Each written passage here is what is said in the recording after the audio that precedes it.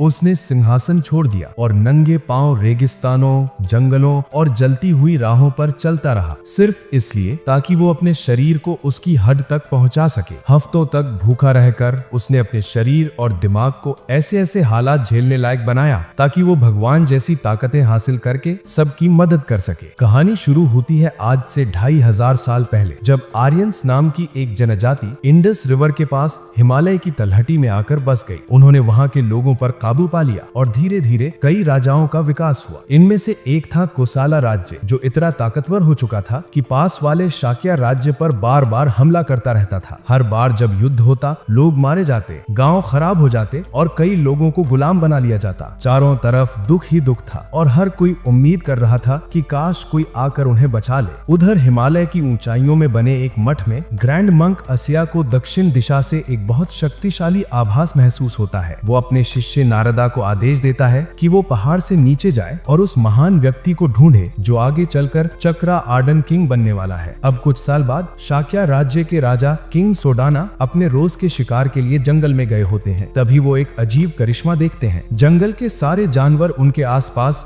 शांति से इकट्ठा हो जाते हैं बिना किसी डर के। तभी एक संदेश वाहक आता है और बताता है कि रानी ने उन्हें तुरंत बुलाया है। राजा फौरन महल लौटते हैं, जहाँ उनकी पत्नी क्वीन माया बताती है कि उन्हें एक दिव्य स्वप्न आया। एक विशाल सफेद हाथी जिसके 6 दांत थे, वो उनके शरीर में प्रवेश कर गया। ये सुनकर सोडाना खुश हो जाते हैं। वो उन्हें अपना जंगल वाला चमत्कार बताते हैं और कहते हैं कि लगता है धरती का हर जीव जंतु उन्हें आशीर्वाद दे रहा है। वो नदी की तरफ इशारा करते हुए कहते हैं, इस मौसम में तो सूखा पड़ जाता है, लेकिन इस बार कुछ भी ऐसा नहीं है। ये सब उस बच्चे की वजह से है जो जल्द ही पैदा होने वाला है। इधर महल के बाहर शाक्य के सैनिक कुछ कैदियों को लेकर गलियों से गुजर रहे थे। इसी दौरान एक छोटा सा गुलाम लड़का चपरा उन्हें देख लेता है और पास जाने की कोशिश करता है, लेकिन गलती से स्थानीय गुंडों से टकरा जाता है। वो उसकी टोकरी में रखी कीमती चीजें देखकर उसे धमकाते हैं कि अगर जान बचानी है तो सब सौंप दो। चपरा तुरंत भाग लेता है और गुंडे उसके पीछे दौड़ पड़ते हैं। भीड़ भाड़ वाली गलियों में दौड़ते दौड़ते वो एक तंग गली में घुसकर सांस ले ही रहा था कि अचानक एक छोटा लड़का टाटा उसके ऊपर कूद पड़ता है और उसके हाथ से कपड़ा छीनकर भाग जाता है। बाद में जब चपरा अपने मालिक को ये बात बताता है तो बेचारे बच्चे को खूब कोड़े मारे जाते हैं। उसकी माँ जैसे ही ये सुनती है, वो दौड़कर आती है और मालिक से कहती है कि सजा उसे दे दी जाए, लेकिन मालिक मना कर देता है और कहता है कि औरत उनकी संपत्ति है। फिर थोड़ी दया दिखाते हुए चपड़ा को 3 दिन देता है कि वो कपड़ा वापस ला कर दे, वरना वो उसकी माँ को बेच देगा। चपड़ा ये सोचकर ही टूट जाता है। मार्केट से गुजरते वक्त उसे वही कपड़ा एक दुकान में दिखाई देता है। वो उसे चुराने की कोशिश करता है, लेकिन तुरंत पकड़ लिया जाता है और बहुत बुरी तरह पीटा जाता है। किसी तरह लड़खड़ाता हुआ वो सीढ़ियों से नीचे गिर जाता है और दर्द में वो मन ही मन कसम खाता है कि चाहे कुछ भी हो जाए वो गुलाम व्यापारियों को उसकी माँ को बेचने नहीं देगा। तभी ऊपर दीवार पर टाटा फिर दिखाई देता है। इस बार वो अपने दोस्तों के साथ था और चपरा को देखकर हंसने लगता है। चपरा उससे कपड़ा वापस मांगता है, लेकिन टाटा और जोर से हंसने लगता है और अपने दोस्तों को उस पर हमला करने को कहता है। चपरा कुछ लड़कों को मारकर गिरा देता है, लेकिन उनकी संख्या ज्यादा होने की वजह से वो उसे जमीन पर गिराकर बुरी तरह पीट देते हैं। जमीन पर पड़े हुए चोटों से भरे चपरा की सांसें भी मुश्किल से चल रही थी। वो रोते रोते टाटा से कपड़ा लौटाने की भीख मांगता है और उसे बताता है कि अगर उसे कपड़ा नहीं मिला तो उसकी माँ को बेच दिया जाएगा। थोड़ी देर बाद चपरा एक टूटी फूटी झोपड़ी के अंदर होश में आता है और सामने टाटा को खड़ा देखता है। टाटा तुरंत अपनी बहन को आवाज लगाता है कि वो आकर चपरा के जख्मों का इलाज करे। थोड़ी देर बाद उसकी बहन आती है और चपरा को एक कड़वी दवाई पिलाती है जो उन्होंने आसपास मिल जाने वाली जड़ें उबालकर बनाई थी। दवाई के बाद टाटा अपना नाम बताता है और बोलता है कि वो कपड़ा जो उसने छीना था वो पहले ही बेच चुका है। ये सुनते ही चपरा गुस्से में चिल्ला पड़ता है, लेकिन टाटा की बहन उसे झट से रोकती है और कहती है कि उनका गुजारा ही चोरी करके चलता है और मजाक उड़ाते हुए बोलती है कि शायद वो गली में खड़े खड़े सपने देख रहा था और कोई उसका सामान ले उड़ा। चपरा उन्हें बताता है कि उस कपड़े की वजह से वो शायद अपनी माँ को कभी नहीं देख पाएगा। ये सुनते ही टाटा और उसकी बहन दोनों का चेहरा उतर जाता है। धीरे से टाटा कहता है कि वो चपरा की माँ को छुड़ाने में उसकी मदद करेगा। थोड़ी देर बाद उसी दिन गुलाम व्यापारी औरतों को लेकर जा रहे थे, जिनमें चपरा की माँ भी शामिल थी। तभी अचानक जंगल से एक टाइगर निकलता है और दोनों व्यापारियों को वहीं मार देता है। फिर वो चपरा की माँ की तरफ बढ़ता है, लेकिन उससे पहले चपरा पत्थर उठाकर उस पर टूट पड़ता है। वो पत्थर फेंक ही रहा था कि तभी टाइगर झाड़ियों में वापस कूद जाता है। उसी पल झाड़ियों के अंदर से टाटा की आत्मा निकलकर उसके शरीर में वापस लौट आती है और छोटी सी मुस्कान के साथ वो जानवरों से घिरा खड़ा होता है। उसी वक्त रास्ते से गुजर रहा एक साधु मंक नरदिता इसे देखता है और सोचता है कि क्या ये वही धन्य बालक है जिसके बारे में उसके गुरु अस्या ने बताया था। लेकिन उसे जश्न मनाने का वक्त नहीं मिलता, क्योंकि तभी कोसाला की सेना कपिलावस्तु यानी शाक्य राज्य की राजधानी पर हमला करने पहुंच जाती है। टाटा चपरा को बताता है कि कोसाला राज्य उनकी जमीन पर कब्जा करना चाहता है और सेना उनके गांव से ही होकर जाएगी। ये सुनकर टाटा अपनी माँ और बहन की याद आकर घबराकर गांव की तरफ भागता है। कोसाला सेना का जनरल एक निर्दयी और खूनी इंसान था, जिसे लोगों को मारकर अजीब सी खुशी मिलती थी। वो पागलों की तरह हंसते हुए गांव को जलता देख रहा था। जैसे ही सेना गांव में घुसती है, टाटा अपनी माँ और बहन को ढूंढने के लिए दौड़ता है, लेकिन उसे सिर्फ उनकी लाशें मिलती हैं। टूटे हुए दिल के साथ वो बदला लेने की कसम खाता है और चपरा उससे वादा करता है कि वो हर हाल में उसके साथ खड़ा रहेगा। उस रात जब कोसाला की सेना राजधानी की तरफ निकलने से पहले जश्न मना रही होती है, चपरा और टाटा दूर से उन्हें देखते हैं और जनरल तक पहुंचना कितना मुश्किल है इस पर परेशान होते हैं। तभी टाटा धीरे से चपरा को अपनी योजना बताता है। वो अपनी आत्मा सेना के एक घोड़े में डाल देता है और घोड़ा अचानक पागलों की तरह दौड़ना शुरू कर देता है। पूरे कैंप में हफदड़ मच जाती है। इसी मौके का फायदा उठाकर चपरा उस घोड़े पर कूदता है और सीधे जनरल के पास पहुंचता है। फिर वो तीर उठाकर जनरल को मारने की कोशिश करता है, लेकिन जनरल आखिरी पल में सिर घुमा लेता है और बच जाता है। कुछ ही सेकंड्स में चपरा और घोड़ा दोनों भाले लिए सैनिकों से घिर जाते हैं। तभी अचानक टिड्डियों का झुंड पूरे कैंप पर टूट पड़ता है और सेना पूरी तरह अफरा तफरी में आ जाती है। मौका देखकर टाटा और चपरा जनरल का पीछा करते हुए नदी तक पहुंचते हैं। वहां भागते भागते जनरल फिसलकर पानी में गिर पड़ता है और तुरंत भूखे मगरमच्छ उसे घेर लेते हैं। चपरा बदला लेने के लिए तीर चलाने ही वाला था कि एकदम से रुक जाता है और सोचता है कि क्या वो पूरी जिंदगी गुलाम की तरह जीना चाहता है। जनरल डर के मारे चिल्लाता है कि अगर चपरा उसकी जान बचा ले तो वो अपनी सारी दौलत दे देगा। टाटा उसे रोकने की कोशिश करता है, लेकिन चपरा उसकी बात अनसुनी कर देता है और एक एक करके सारे मगरमच्छ मार गिराता है। फिर पानी में कूदकर जनरल को बाहर खींच लाता है। चपरा टाटा से माफी मांगते हुए कहता है, ये आदमी ही मेरी किस्मत बदलने की चाबी है। ऊपर वाले ने मुझे जिंदगी में एक ही बार मिलने वाला मौका दिया है। अगर मैं इसकी सेना में ऊपर तक पहुंच गया तो हम दोनों अपनी गुलामी से बाहर निकल सकते हैं। टाटा का मन नहीं मानता, लेकिन चपरा की बातों के आगे वो धीरे धीरे सर हिला देता है और मान जाता है। अगले ही दिन एक सिपाही भागता हुआ आकर किंग सुडाना को बताता है कि कोसाला की सेना रात के अंधेरे में रोहिणी नदी से चुपचाप निकल गई है। टिड्डियों के झुंड ने उनका ज्यादातर सामान खराब कर दिया था और उनका जनरल बुडाई भी लापता बताया जा रहा है। ये सुनकर किंग सुडाना हल्की मुस्कान के साथ राहत की सांस लेते हैं। शाक्या के सैनिक खुशी से चिल्लाने लगते हैं। राजा अपनी पत्नी क्वीन माया के पास जाते हैं और कहते हैं कि अब वो सुरक्षित तरीके से अपने मायके जाकर बच्चे को जन्म दे सकती है। उधर दूसरी तरफ टाटा और चपरा कोसाला के बेस कैंप पर पहुंचते हैं। चपरा टाटा का शुक्रिया अदा करता है कि उसने उसकी स्वार्थी लगने वाली बात मान ली। फिर वो टाटा से कहता है कि अब वो घर वापस जाए और उसकी माँ को बता दे कि चपरा एक दिन जरूर उसे लेने आएगा। टाटा वापस लौट जाता है। चपरा बेहोश पड़े जनरल बुडाई को लेकर कैंप में दाखिल होता है। कोसाला के सैनिक भागते हुए आते हैं। जल्दी से वैद्य को बुलाओ और जनरल को स्ट्रेचर पर ले जाते हैं। चपरा भी थका हुआ होने का नाटक करके जमीन पर गिर पड़ता है। बिल्कुल जैसा उसने सोचा था, सारा सीन उसी हिसाब से होता है। जब जनरल बुडाई होश में आता है, वो चपरा को बुलाता है। वो पूछता है कि वो उसकी मेहनत का कैसे बदला चुका सकता है, लेकिन चपरा बस मुस्कुरा कर कहता है, आप आराम करो, बस यही काफी है। जनरल उसे गोद लेने का प्रस्ताव देता है और कहता है कि अब से वो उसे अपनी सेवा में रखेगा। चपरा ये मौका बिना एक पल गंवाए स्वीकार कर लेता है। दूसरी तरफ शाक्या राज्य में क्वीन माया को उनके मायके ले जाया जा रहा था। रास्ते में रोहिणी रिवर के पास डेरा डालना पड़ता है, क्योंकि उन्हें नदी अगले दिन पार करनी होती है। हर सैनिक को सख्त आदेश था, रानी की सुरक्षा सबसे जरूरी है। सुबह होते ही सूरज की पहली किरणें पड़ते ही पेड़ के नीचे ढेर सारे जानवर इकट्ठा होने लगते हैं और तभी साफ हो जाता है कि बच्चे का जन्म हो चुका है। क्वीन माया अपने नवजात बच्चे को देखकर कहती हैं, सारा संसार तुम्हें आशीर्वाद दे रहा है। लेकिन जैसे जैसे वक्त बीतता है, उनकी तबीयत खराब होने लगती है। सैनिक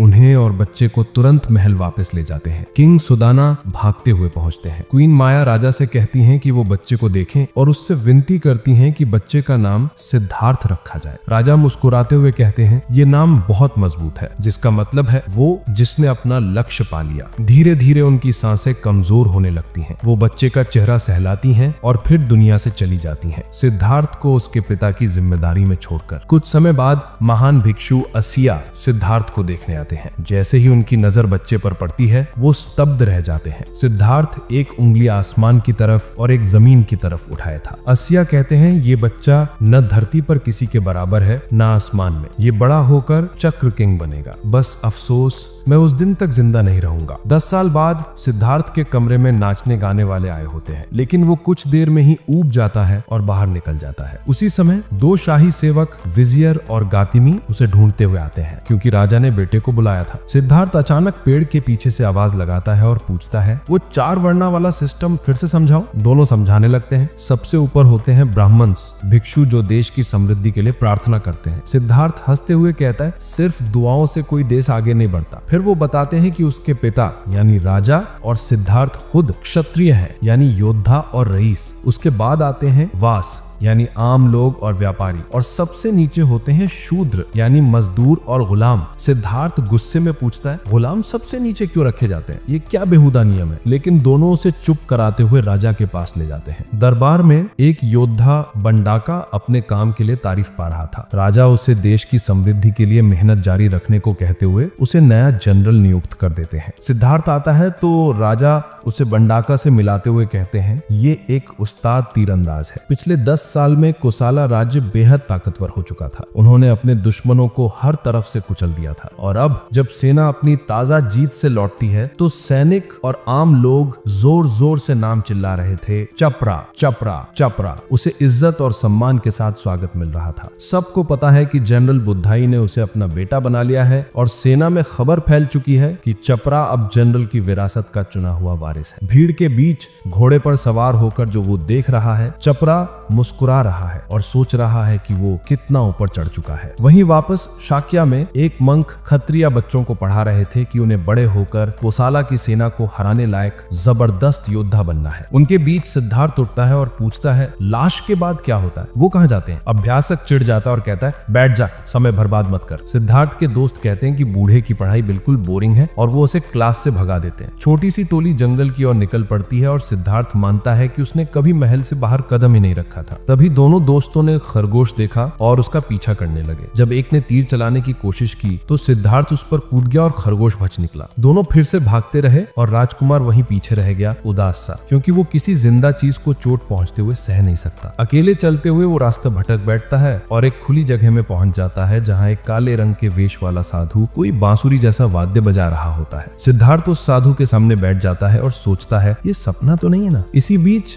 जाका की टांग कीचड़ में धंसने लगती है और वो मदद के लिए चिल्लाता है। सिद्धार्थ और दूसरा लड़का उसे पेड़ से खींचने की कोशिश करते हैं, पर पेड़ की डाली टूट जाती है और जाका गहरे कीचड़ में धंसता चला जाता है। आखिरकार उसकी सांसें थम जाती हैं। ये सब देखकर राजकुमार टूट जाता है और दौड़कर अपनी स्टेप मदर के पास जाता है, जो उसे गले लगाकर सांत्वना देती है, खुशी से कि वो बच गया। पर जब वो बोलता है कि जाका मर गया तो उसकी तबीयत खराब हो जाती है। स्टेप मदर उसे आराम करने को कहती है और खुद राजा के पास जाती है। वो खुद को उस दुख के लिए दोषी मानती है। राजा कहता है कि उस बच्चे की नाजुकता उसकी जन्म मां माया की वजह से है, और वो भरोसा दिलाता है कि उसने उसे अच्छे से पाला है। फिर राजा घोषणा करता है कि अब जब बच्चा 10 साल का हो गया है तो उसकी मार्शल ट्रेनिंग शुरू की जाएगी। अगले दिन सिद्धार्थ शांति से एक तितली के साथ खेल रहा था कि अचानक एक तीर तितली को मार देता है। यह नजारा राजकुमार को झंझोर देता है और वो गुस्से से भर जाता है। उसी वक्त उसके पिता का जनरल बंडाका और राजा साथ में आते हैं। राजा बताते हैं कि आज से यही बंडाका उसकी मार्शल ट्रेनर होगा। सोदाना कहते हैं, प्रिंस होने के कारण नरमी मत दिखाना, और बंडाका खुशी खुशी राजी हो जाता है। जब बंडाका सिद्धार्थ को धनुष बाण का अभ्यास करवाता है तो पहले खुद कुछ परफेक्ट शॉट दिखाता है, पर जब राजकुमार को आजमाने के लिए कहा जाता है तो वो मुश्किल से तीर छोड़ पाता है। उसे धनुष संभालने में दिक्कत होती है। एक दूसरे ट्रेनिंग सेशन में सैनिक देखते हैं कि जनरल बंडाका राजकुमार को पूरी ताकत से धक्का दे रहा है, जबकि वो केवल 10 साल का है, मगर बार बार उस पर हमला करवाकर उसे खुद की रक्षा करना सिखा रहा है। जैसे जैसे ट्रेनिंग आगे बढ़ती है, बंडाका उसे घुड़सवारी पर ले जाता है और शौकिया तौर पर जानवरों को निशाना बनाकर मारने लगते हैं, जिसे देखकर सिद्धार्थ रुकने की गुजारिश करता है। बंडाका कहता है, कमजोर होना छोड़ दे, और हिरण का दौड़ाते हुए पीछा करता है। सिद्धार्थ पीछे पीछे भागता है और कहता है कि उसे छोड़ दे। जब बंडाका परफेक्ट शॉट लेने की कोशिश करता है तो सिद्धार्थ जानबूझकर खुद पर तीर चला देता है ताकि बंडाका का ध्यान भटक जाए और हिरण बच निकले। बंडाका कहता है कि किसी राज्य के राजा को मजबूत होना चाहिए और दया की जरूरत नहीं होती। फिर आज की ट्रेनिंग खत्म कर देता है। ठीक ऐसे ही 5 साल गुजर जाते हैं और कोसाला राज्य के शहर सवत्ती में भीड़ चिल्लाकर चपरा का नाम ले रही होती है। चपरा अखाड़े में खड़ा होता है और एक जबरदस्त योद्धा से भिड़ रहा होता है। उसकी हर चाल सटीक और बेबाक है। एक रईस औरत उसकी फुर्ती और हुनर देखकर खुद को रोक नहीं पाती और तारीफ करती है, क्योंकि वो आसानी से प्रतिद्वंदी को हरा देता है। वो एक बाजी के बाद दूसरी बाजी जीतता है। कभी कभी ऐसा लगता है कि जीत मुश्किल हो जाएगी, पर उस रईस औरत की चिंता और चाहत ही उसे और भी तेज कर देती है और आखिरकार जीत फिर उसी का नाम लिखवा देती है। उस दिन शाम को जनरल बुद्धाई चपरा से मिलते हैं और उसे बधाई देते हैं। वो कहते हैं कि अगर कल के फाइनल मैच में एक जीत और मिल गई तो राजा की ट्रॉफी भी उसकी होगी और हीरो ऑफ द पीपल का खिताब भी। चपरा आत्मविश्वास से सिर हिलाता है और वादा करता है कि वो अपने नाम पर कोई दाग नहीं लगने देगा। उसी वक्त वो पहले वाली नोबल लेडी आती है और उसे एक फूल देकर उसकी जीत के लिए दुआ करती है। उसके जाते ही बुद्धाई बताता है कि वो विजियर की बेटी लेडी मलिका है। फूल हाथ में लेते हुए चपरा को ऐसा लगता है जैसे जीत का स्वाद अभी से उसे मिल गया है। अगले दिन लॉर्ड चपरा अखाड़े में जोरदार शोर और तालियों के बीच प्रवेश करता है। उसका आखिरी मुकाबला लॉर्ड बिंडिका से है, जो एक रईस खानदान का सबसे बड़ा बेटा है। इशारा मिलते ही दोनों योद्धा घोड़े दौड़ाते हुए तलवारें भिड़ाते हैं। चपरा का कद छोटा होने की वजह से वो साफ कमजोर दिख रहा था। उसके सारे वार बिंडिका बड़ी आसानी से रोक लेता है और आखिर में वो चपरा को घोड़े से नीचे धकेल देता है। लेकिन चपरा हार नहीं मानता। वो कूद कर उस पर झपटता है, पर बिंडिका घोड़े को मोड़कर उसे लात मारकर फिर जमीन पर गिरा देता है। इसके बाद वो अपनी तलवार सीधे उसकी तरफ तान कर तेजी से बढ़ता है, पर चपरा आखिरी माह में उछलकर बच जाता है और बिंडिका की काठी पकड़ लेता है। फिर वो उसके पीछे पहुंचकर उसका गला पकड़कर नीचे गिरा देता है। दोनों जमीन पर गिर जाते हैं। ये देखकर मलिका रोते हुए वहां से भाग जाती है, जबकि भीड़ दोनों को उठने को कह रही होती है। चपरा उठता है और बिंदिका पर उड़ता हुआ पंच मारने की कोशिश करता है, पर बिंदिका अपने मजबूत हाथों से उसे पीछे धकेल देता है। फिर वो बच्चे को कुचलने के लिए कूद कर आता है, पर चपरा लुढ़क कर बच जाता है। बिंदिका फिर उठकर उसके मुंह पर एक जबरदस्त मुक्का मारता है, जिससे चपरा बेहोश सा हो जाता है। वो चपरा के बाल पकड़कर उसे उठाता है और बड़ी बेरहमी से लगातार घूंसे मारता है। इसके बाद बिंदिका अपना हाथ उठाकर जीत का जश्न मनाने लगता है, लेकिन चपरा फिर उठ खड़ा होता है और कहता है, अभी खेल खत्म नहीं हुआ। बिंदिका तलवार उठाता है और उसे काटने के लिए झपटता है, पर चपरा तेजी से हट जाता है और जमीन से कुछ छोटे पत्थर उठाकर उस पर फेंकता है। पत्थर बिंदिका के हाथ पर लगते हैं और उसकी तलवार छूट जाती है। चपरा फौरन तलवार उठाता है और बिंदिका के चेहरे पर तान देता है। फिर तलवार के हत्थे से उसके दांत तोड़ते हुए उसे बेहोश कर देता है। यही उसकी जीत का पल था और चपरा हीरो ऑफ द पीपल का खिताब और राजा की ट्रॉफी दोनों हासिल कर लेता है। उस शाम लेडी मलिका खुद चपरा के घावों की मरहम पट्टी करती है। चपरा उससे कहता है कि जरा हल्के हाथ से, और मलिका मानती है कि पूरा मैच देखना उसके लिए बहुत दर्दनाक था। वहीं दूसरी तरफ विजियर जनरल बुधाई के साथ बैठकर शराब पीते हुए कहता है कि वो चाहता है चपरा उसकी बेटी से शादी करे। बुधाई इस प्रस्ताव को बड़ी खुशी और सम्मान मानकर तुरंत स्वीकार कर लेता है, लेकिन अचानक विजियर एक मुश्किल सवाल पूछता है, क्या चपरा सच में उसकी मरी हुई बड़ी बहन का बेटा है? ये सुनकर बुधाई का चेहरा उतर जाता है। उसे डर लगता है कि सच्चाई बाहर न आ जाए। बुधाई को वो रात याद आती है जब एक लो कास्ट लड़के ने उसकी जान बचाई थी। वो उसी रात चपरा को चुपके से बुलाता है और चेतावनी देता है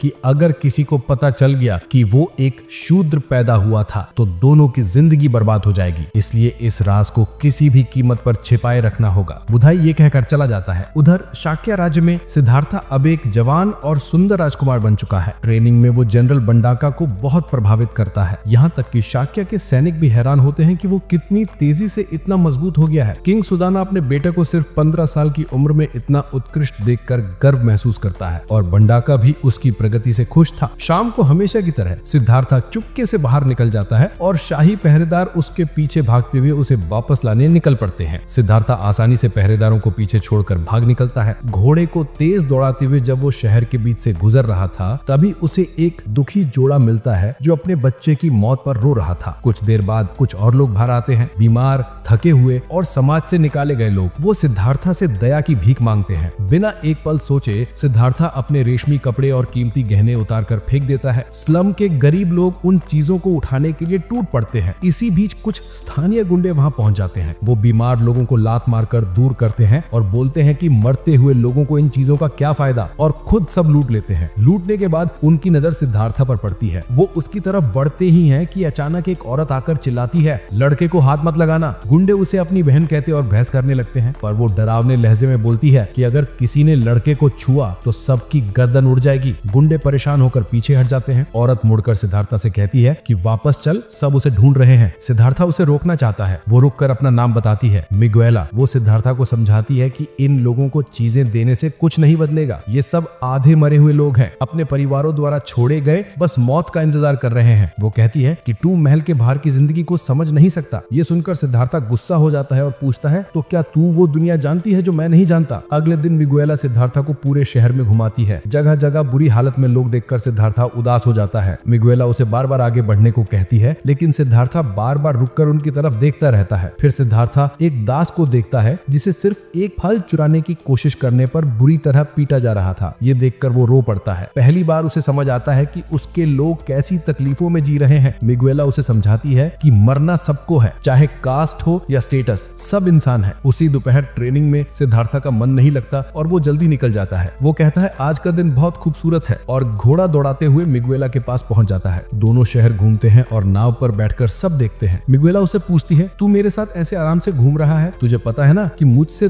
तुझसे बात करने तक की इजाजत नहीं होती। सिद्धार्था मुस्कुराकर याद दिलाता है, तूने ही कहा था ना कि हम दोनों इंसान हैं। ये सुनते ही मिगुएला उसे पानी में धक्का दे देती है और हंसते हुए कहती है, चल तैर। पास ही छुपकर जनरल बंडाका ये सब देख रहा था। कुछ देर बाद प्रिंस को राजा के सामने बुलाया जाता है। राजा पूछता है कि क्या वो एक नीची जात की लड़की के साथ घूम रहा था। सिद्धार्था को ये सुनकर गुस्सा आ जाता है। वो चिल्लाकर कहता है कि मिगुएला को नीची जात बोलना उसे बर्दाश्त नहीं। राजा भी चिल्लाता है, तू इस राजा का वारिस है, तुझे देश को मजबूत बनाना है। फिर राजा उसे महल से बाहर निकलने पर रोक लगा देता है। बंडाका ये सब सुनकर बाहर खड़ा मुस्कुरा रहा होता है। शाम होते होते मिगुएला नदी के किनारे खड़ी उसकी खूबसूरती देख रही होती है। तभी जनरल बंडाका अपने आदमियों के साथ पहुंचकर उसे गिरफ्तार कर लेता है। फिर उसे सजाए मौत के लिए एक क्रॉस पर बांध देता है। वो चिल्लाती है, सिद्धार्था सिद्धार्था। उधर सिद्धार्था पहरेदारों से छूटकर भागता है। अपने पिता के पास पहुंचकर चिल्लाता है, आपने मिगुएला को क्यों पकड़ा? उसे छोड़ो। राजा कहता है कि वो मीटिंग में है, पर सिद्धार्था चिल्लाकर कहता है, उसे अभी के अभी छोड़ दो। राजा पूछता है, तू उस औरत डाकू की बात कर रहा है? सिद्धार्था गुस्से में कहता है, अगर आपने उसे मारा तो मैं आपको माफ नहीं करूंगा। लेकिन राजा तब भी नहीं मानता है। तभी सिद्धार्था सबके सामने अपनी तलवार निकाल लेता है और चिल्लाता है, क्या किसी से प्यार करना आपको इतना बुरा लगता है? अपने बेटे को नफरत से भरा देख सुदाना राजी हो जाता है कि उसे छोड़ दिया जाए। बस ये शर्त रखता है कि सिद्धार्था को पड़ोसी देश की प्रिंसेस यशोधरा से शादी करनी होगी। ये सुनकर सिद्धार्था का मन घृणा से भर जाता है। लेकिन जब भीड़ मिगुएला को मारने के लिए चिल्लाती है, वो खुद को संभालता है और दबाव में शादी की पेशकश स्वीकार कर लेता है। लेकिन जनरल बंडाका एक लाल गर्म तलवार लेकर आता है और माला की दोनों आंखें जला देता है। सिद्धार्था चिल्लाता है, तुमने ये क्या किया? बंडाका जवाब देता है, मैंने उसे अंधा कर दिया ताकि वो अब मुझे कभी ना देख सके। मिगुएला प्रिंस से कहती है कि अब इस बात की चिंता मत करो। और जब उसे ले जाया जा रहा होता है, वो चिल्लाती है, सिद्धार्था तुम्हारा चेहरा मेरी आंखों में सदा के लिए रहेगा। मैं खुश हूँ कि मैं तुम्हें मिली और हमने साथ में वो थोड़ा वक्त बिताया। तुम एक महान राजा बनना। जाते वक्त उसकी आंखों से बस आंसू निकल रहे थे। फिर सिद्धार्था की शादी प्रिंसेस यशोधरा से होती है। सब खुश नजर आते हैं सिवाय प्रिंस के। किंग सुदाना बेटे से कहता है कि जब वो पैदा हुआ था तब महान साधु आसा ने भविष्यवाणी की थी कि वो महान चक्रवर्तन राजा बनेगा। इसी बीच छोटा लड़का टाटा चपरा की माँ और साधु नारीदत्ता के साथ कोसल राज्य पहुंचता है। टाटा कहता है कि चपरा यहीं कहीं होगा। तभी भीड़ में जनरल के आने की आवाज आती है। टाटा ऊपर कूद कर देखता है तो पता चलता है कि जनरल कोई और नहीं बल्कि चपरा ही है। चपरा की माँ उदास हो जाती है, जबकि टाटा उत्साहित होकर जनरल के महल जाने की मांग करता है। चपरा की माँ कहती है कि बस अपने बच्चे को देख लेना ही मेरे लिए काफी है। बाद में चपरा कोसल के लीडर्स को कहता है कि वो फिर से शाक्य राज्य पर हमला करें और वहां की उपजाऊ जमीनें अपने कब्जे में लें। सभी इसके पक्ष में हैं और तैयारी शुरू हो जाती है। एक संदेश वाहक युद्ध की खबर शाक्य तक पहुंचाता है। किंग सुदाना सिद्धार्था से कहता है कि उनका राज्य छोटा है और अब तक युद्ध से बचना एक चमत्कार था, लेकिन अब लगता है कि युद्ध अनिवार्य हो गया है। सिद्धार्था खून खराबे से नफरत जताता है, लेकिन किंग उसे चिल्लाकर समझाने की कोशिश करता है कि अगर वो पीछे हटे तो कोसल उनका राज्य जड़ से मिटा देगा। सिद्धार्था कुछ नहीं समझ पाता और किंग कहता है कि ऐसी सोच वाला राजा नहीं बनता। कुछ दिन बाद कोसल की सेना और शाक्य की सेना सीमा के एक गांव के पास टकराती है। चपरा हमला करता है और प्रिंस सिद्धार्था युद्ध से तंग आ चुका था। जनरल बंडाका उससे कहता है कि वो ऊपर बैठकर अपने सैनिकों को मरते हुए देख सकता है। तभी एक सैनिक जहर भरा घड़ा लेकर आता है। बंडाका अपने तीरों को उस जहर में डुबोता है और कहता है कि जो भी तीर लगेगा वो मरेगा। सिद्धार्था जनरल से पूछता है कि क्या लोगों के मरने पर उसे मजा आता है? जनरल कहता है, हाँ, जैसे कोई खूंखार दानव। जनरल लड़ाई का रुख बदलने जाता है।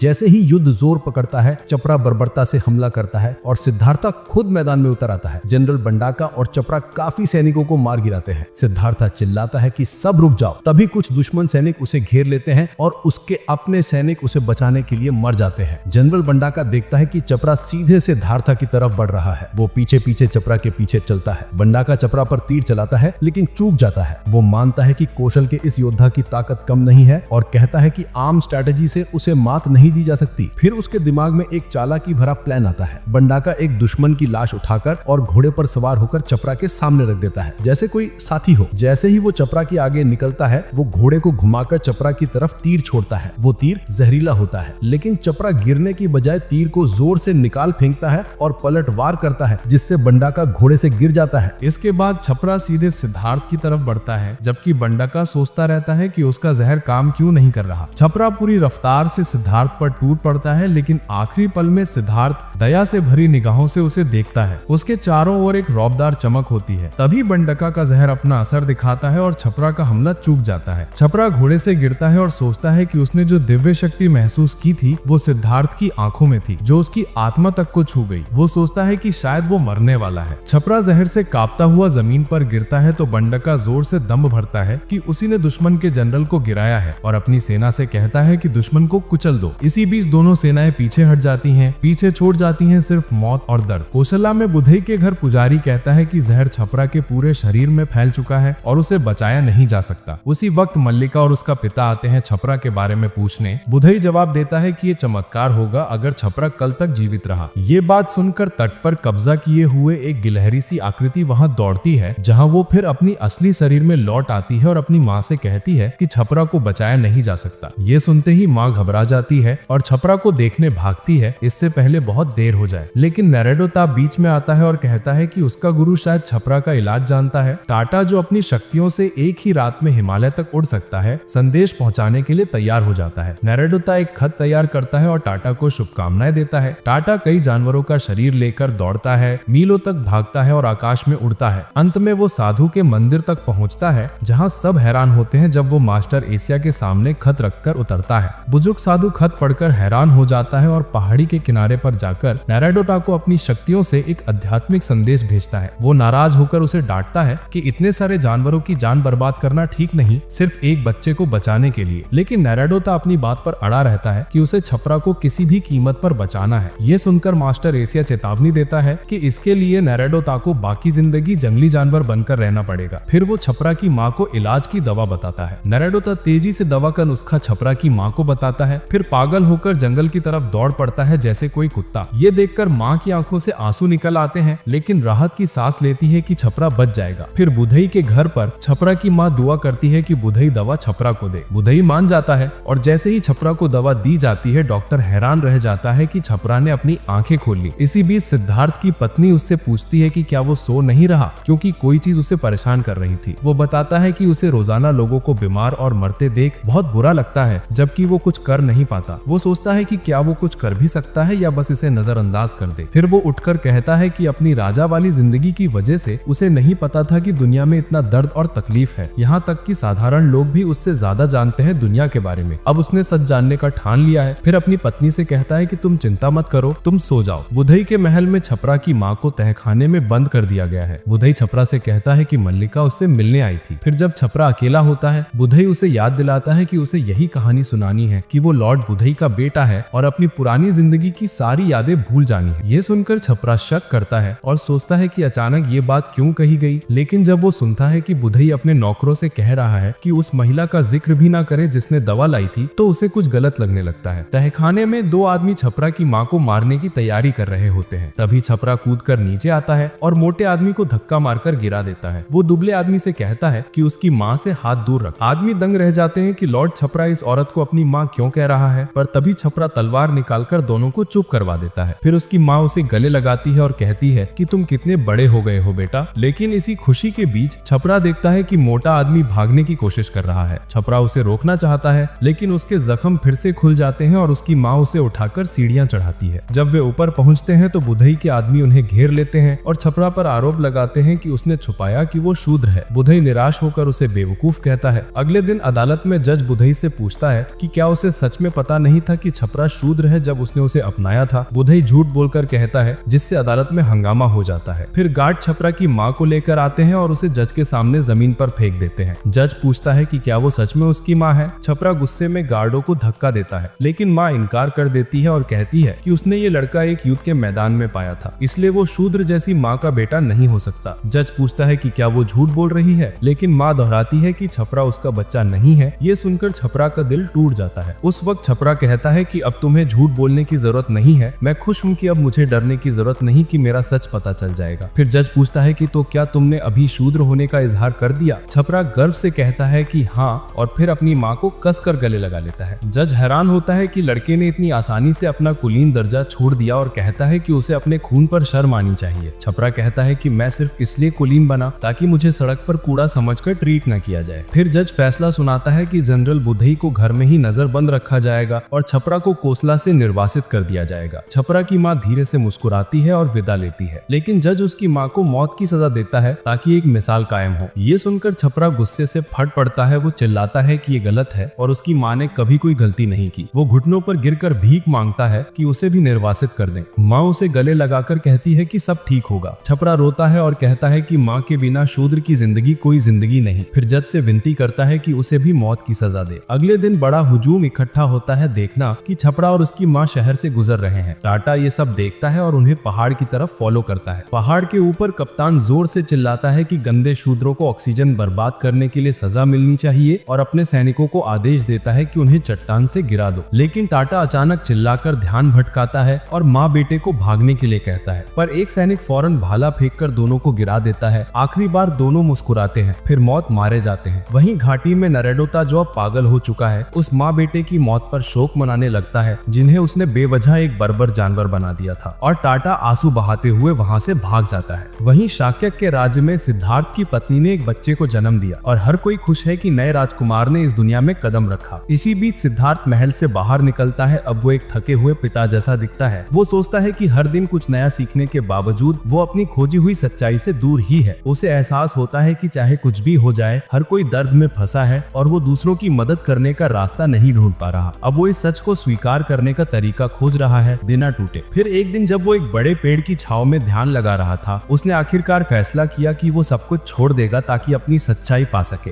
एक रात सिद्धार्थ अपने पिता को आराम से सोते देखता है और माफी मांगता है कि उसने उनका भरोसा तोड़ा। फिर वो घोड़े पर सवार होकर जंगल की ओर निकल जाता है। कुछ देर बाद उसका एक नौकर दौड़कर आता है और वापस चलने को कहता है। सिद्धार्थ उससे कहता है कि शांत हो जाओ और घोड़ा वापस घर ले जाओ। नौकर हैरानी से देखता है कि प्रिंस अपने महंगे कपड़े और गहने उतार कर नौकर को दे रहा है। फिर सिद्धार्थ तलवार निकालकर अपने सारे बाल मुंडवा देता है जैसे कोई सख्त साधु हो। वो नौकर को ये सब लेकर रानी को देने को कहता है और बताता है कि वो सच्चाई खोजने के बाद लौटेंगे। महल में रानी आंसू भरी आंखों से उसके सामान को थामे हुए हैं और राजकुमारी बाल पकड़कर रो रही है। इसी वक्त एक संदेश वाहक आता है और बताता है कि कोसला की सेना अब हमला कर रही है। उस समय राजा बंडका को बुलाते हैं और उसे कमान सौंपते हैं, लेकिन बंडका उस पर पलट जाता है और कहता है कि वो तभी कमान लेगा जब उसे अगला राजा बनाया जाएगा। राजा उसे समझाने की कोशिश करता है, लेकिन बंडका तलवार की नोक उसकी तरफ कर देता है और साफ कर देता है कि अगर उसे राजा नहीं बनाया तो उसकी जान ले लेगा। राजा मजबूर होकर उसे शाक्य का अगला राजा बना देता है। युद्ध के मैदान में कोसला की विशाल सेना आगे बढ़ रही है और बंडका शाक्य की सेना का नेतृत्व कर रहा है। बंडका के नेतृत्व में धनुर्धर दुश्मन पर तीरों की बरसात करते हैं और पैदल सैनिकों को गिरा देते हैं। बंडका खुद भी आगे बढ़कर कई सैनिकों को मार देता है। फिर कोसला के हाथी सैनिक झोंक पड़ते हैं और उसे पीछे हटने पर मजबूर करते हैं, लेकिन बंडका तीरों को चीरता है और उल्टा उन्हें दुश्मन पर वापस मारता है। फिर अपने घोड़े पर हाथी के ऊपर से कूदकर उन्हें तेजी से खत्म कर देता है। वो दुश्मनों के सामने ताकत दिखाता है, उनका मजाक उड़ाता है और चिल्लाता है कि अब से उन्हें नए राजा का नाम याद रखना चाहिए। तभी एक भाला उसके मुंह में घुस जाता है जो उसे मौत के घाट उतार देता है, जिससे युद्ध खत्म हो जाता है। कुछ समय बाद सिद्धार्थ शवों के पहाड़ के बीच चलता है। वो सभी के गहरे दुख महसूस करता है और धीरे से बंडका की आंखें बंद करता है। फिर पहली बार अपने जीवन में ताली बजाता है और दिल से उन सभी खोई हुई आत्माओं के लिए प्रार्थना करता है। फिर वो उस राज से दूर चलता है जिसे कभी अपना घर कहता था। वहीं नारोडाटा जंगल में जानवर की तरह जीवन बिताता रहता है और मिगेला और टाटा भी अपने अपने रास्ते चलते हैं। सिद्धार्थ अपनी सच्ची राह खोजने के सफर पर निकल पड़ता है, जबकि उसकी माँ आसमान से उसकी देखभाल करती है। कई साल बाद एक अंधेरी रात को डाकुओं जंगलों का एक गिरोह मोटे व्यापारी और उसके काफिले पर हमला करता है। डरे हुए लोग भाग जाते हैं, जबकि गिरोह का नेता जो बड़ा हुआ टाटा है डरपोकों पर हंसता है। तभी टाटा के लोगों को व्यापारी के कीमती सामान मिलते हैं और वो उसे बुलाते हैं। मिगेला भी उसके गिरोह का हिस्सा है और वो सुझाव देती है कि लूट को पास के गांव ले जाएं जहां वो ठहरे हुए, क्योंकि कोसाला फिर से शाक्या पर हमला करने वाला है। टाटा अपने सबसे अच्छे दोस्त के साथ कोसाला की बेईमानी को याद करते हुए कसम खाता है कि वो उन्हें कभी नहीं छोड़ेगा। तभी उसकी नजर एक चट्टान पर बैठे साधु पर पड़ती है। वो पास जाकर देखता है कि वो कोई और नहीं बल्कि एक साधु है। वो उससे पूछता है कि क्या वो शाक्या के राजकुमार सिद्धार्था को जानता है, जो सब कुछ छोड़कर साधु बन चुका है। टाटा कहता है कि सिद्धार्थ एक मूर्ख था जो आलिशान जिंदगी छोड़कर चला गया, लेकिन ये सुनकर साधु नाराज हो जाता है और बताता है कि साधु जो ये कष्ट उठाते हैं वो बिना वजह नहीं करते, वो अगले जन्म के पुण्य के लिए ऐसा करते हैं। ये सुनकर टाटा हंस देता है और मिगेला मजाक में कहती है कि वो तो एकदम सही एस्थेटिक साधु बनेगी, क्योंकि उसकी पूरी जिंदगी तो दुखों से भरी है। फिर वो साधु को चैलेंज करती है कि अगर सच में वो मानता है कि जीवन का मकसद दुख उठाना है तो वो अपनी आंखें जलाकर साबित करे। साधु बिना हिचकिचाहट के एक मशाल लेकर घुटने के बल गिर जाता है और जलती हुई मशाल सीधे अपनी आंख में घूम देता है। अगले दिन एक शिकारी देखता है कि सिद्धार्थ के बाल साधुओं के लिए बहुत लंबे हैं। वो उसे एक रेजर देता है और घर आने का निमंत्रण भी देता है ताकि वो बाल संवार सके। अपने घर पर शिकारी सिद्धार्थ को एक नया वस्त्र देता है और कहता है कि उसके पास